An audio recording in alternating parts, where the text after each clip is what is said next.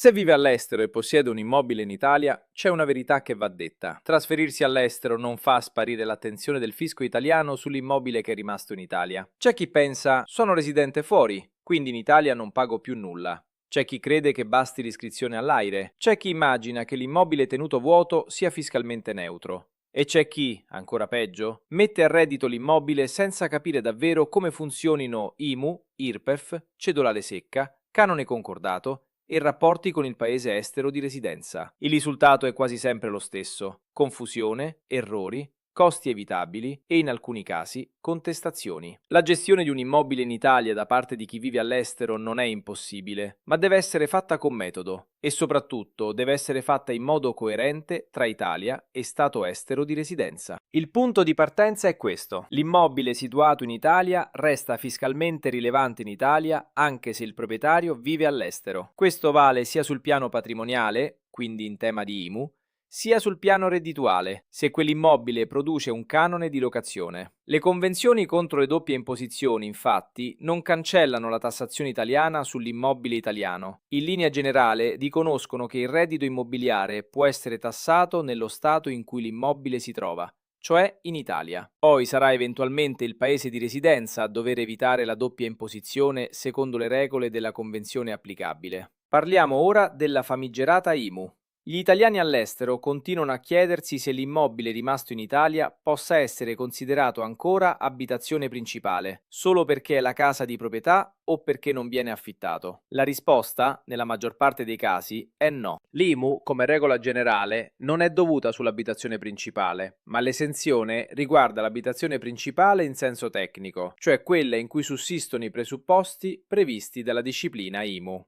Inoltre, restano imponibili anche le abitazioni principali classificate nelle categorie catastali A1, A8 e A9, per le quali si applica l'imposta con detrazione di 200 euro. Per chi vive all'estero, dunque, il semplice fatto di essere proprietario di una casa in Italia non basta per escludere l'IMU. Anzi, nella pratica, moltissimi expat si trovano a doverla pagare proprio perché quell'immobile non rientra più nell'esenzione dell'abitazione principale. Esiste però un punto importante, spesso esposto male o in modo incompleto: la posizione dei soggetti iscritti all'AIRE pensionati all'estero. Qui bisogna essere molto precisi. Non esiste un'esenzione generalizzata per tutti gli italiani all'estero. Esiste invece, in presenza di requisiti specifici, una riduzione del 50% dell'IMU per una sola unità immobiliare a uso abitativo, non locata e non concessa in comodato, posseduta in Italia da soggetti non residenti che siano titolari di pensione maturata in regime di convenzione internazionale con l'Italia e residenti in uno stato di assicurazione diverso dall'Italia. Secondo aspetto: se invece decide di affittare l'immobile, la valutazione fiscale cambia perché alla componente patrimoniale si aggiunge quella reddituale. Ed è qui che entra in gioco la domanda: conviene la tassazione ordinaria o la cedolare secca? La cedolare secca è un regime opzionale di tassazione sostitutiva sui redditi da locazione abitativa. Scegliendo questo regime, il locatore sostituisce IRPEF e relative addizionali sul reddito fondiario da locazione e inoltre non versa imposta di registro e imposta di bollo sul contratto, nei casi in cui la cedolare è applicabile. L'opzione può essere esercitata alla registrazione del contratto o anche nelle annualità successive. In linea generale, la cedolare secca sulle locazioni abitative è pari al 21%, mentre per i contratti a canone concordato è prevista l'aliquota ridotta del 10%.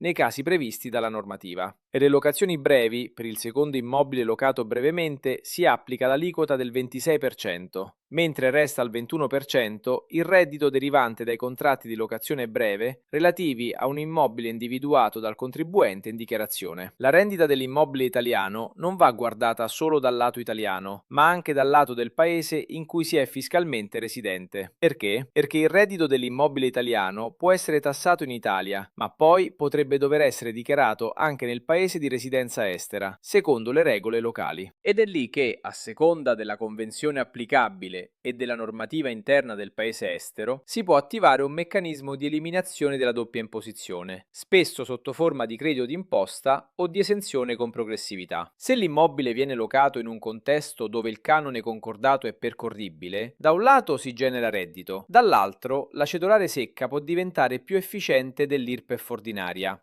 E sul piano IMU, la legge prevede che per le abitazioni locate a canone concordato, l'imposta, determinata applicando l'aliquota stabilita dal comune, sia ridotta al 75%. In pratica, si beneficia di una riduzione del 25% dell'IMU dovuta. Inoltre, chi vive all'estero non deve sottovalutare il tema delle notifiche e degli atti. Con riferimento ai soggetti iscritti all'AIRE, le notificazioni degli avvisi di accertamento sono effettuate presso l'indirizzo di residenza estera risultante dai registri. Questo significa che il tema documentale e anagrafico non è affatto secondario. Un immobile in Italia continua a generare anche una possibile esposizione amministrativa e fiscale. L'esenzione totale è spesso un mito. L'ottimizzazione legale invece esiste, ma passa attraverso la conoscenza delle regole vere: IMU quando dovuta, cedolare secca quando conveniente, canone concordato quando applicabile, coordinamento con la fiscalità estera quando necessario e piena compliance documentale e dichiarativa. Solo così la proprietà immobiliare in Italia, anche vissuta da lontano, smette di essere un problema confuso e torna a essere ciò che dovrebbe essere: un patrimonio gestito con intelligenza.